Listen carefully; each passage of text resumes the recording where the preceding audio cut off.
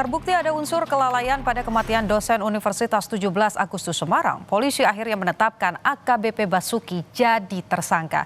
Dia dijerat dengan pasal berlapis dalam kasus kematian dosen di kamar.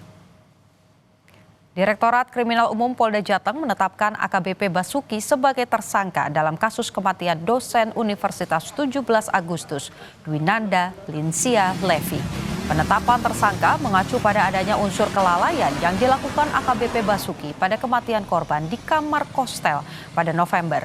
AKBP Basuki juga dijatuhi sanksi pemecatan, akan kembali diperiksa penyidik sebelum adanya putusan banding dari Mabes Polri.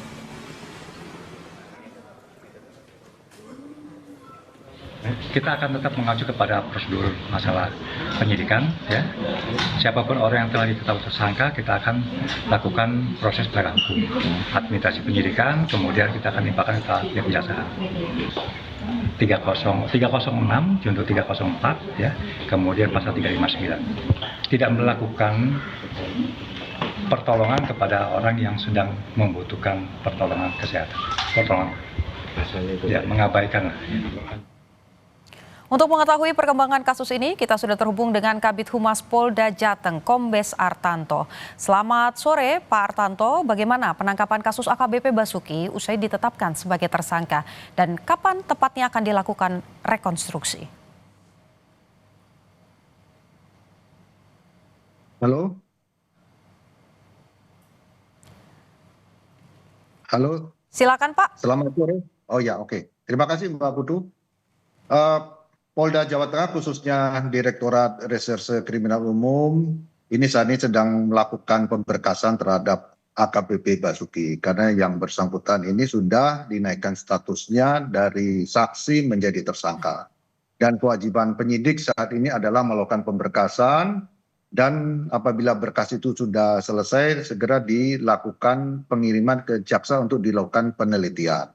Dan penyidik sudah meyakini bahwa AKBP ini diduga telah melakukan pelanggaran pasal 359 KUHP dan pasal 306 ayat 2 junto 304 KUHP. Demikian, Mbak. Kalau rekonstruksi rencananya kapan akan digelar, Pak, oleh pihak polisi? Rekonstruksi ini merupakan bagian dari berkas penyidikan. Oleh karena itu kita akan koordinasi lagi dengan penyidik kapan akan dilakukan rekonstruksi. Waktu dan tepatnya. Sekiranya penyidik yang memahami dan kita akan melihat perkembangannya. Kita menunggu juga informasi dari penyidik kapan akan dilakukan. Baik, Pak, kalau kita lihat tadi juga Bapak sempat sampaikan begitu ya pasal-pasal yang kemudian diberikan atau dijatuhkan kepada tersangka. Kalau dilihat pasalnya ini kan berkaitan dengan kelalaian dan tidak menolong orang yang butuh bantuan. Mengapa pasal itu yang kemudian dijatuhkan kepada tersangka? Apakah kemudian ada kemungkinan penambahan pasal yang lain, Pak?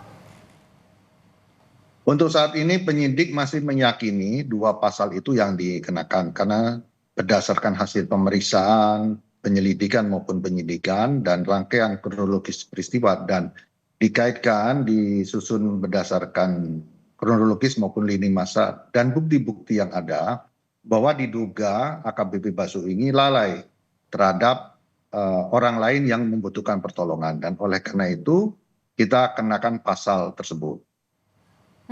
Lantas yang juga menjadi pertanyaan publik adalah berkaitan dengan hasil otopsi dari jenazah korban sendiri. Sudah bisa disampaikan kepada publik hasilnya apa, kemudian penyebab kematian korban ini apa sebetulnya?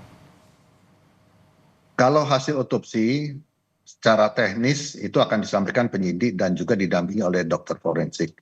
Namun secara umum untuk masyarakat agar memahami bahwa penyebab kematian dari almarhumah adalah karena pecahnya pembuluh darah di jantung sehingga darahnya memenuhi kantong jantung sehingga tidak ada setelah darah itu memenuhi kantong jantung sehingga jantung tidak bisa memompa darah.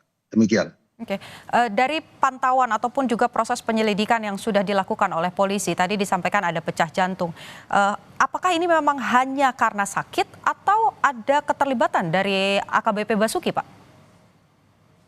Memang beberapa hari sebelum kejadian meninggalnya almarhumah, ini AKBP Basuki ini sudah membawa korban ini ke rumah sakit dan berobat. Dan pada malam itu almarhumah ini sebenarnya membutuhkan pertolongan untuk ditolong oleh pihak rumah sakit, namun AKBP ini tidak membawanya ke rumah sakit. Mungkin karena faktor lain atau mungkin karena AKBP sudah capek, akhirnya ketiduran dan sebagainya.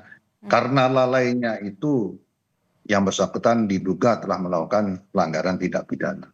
Demikian. Baik, sidang etik sudah dilakukan, penetapan tersangka juga sudah dilakukan. Kita tunggu proses selanjutnya. Terima kasih Kombes Artanto, Kabid Humas Polda Jawa Tengah.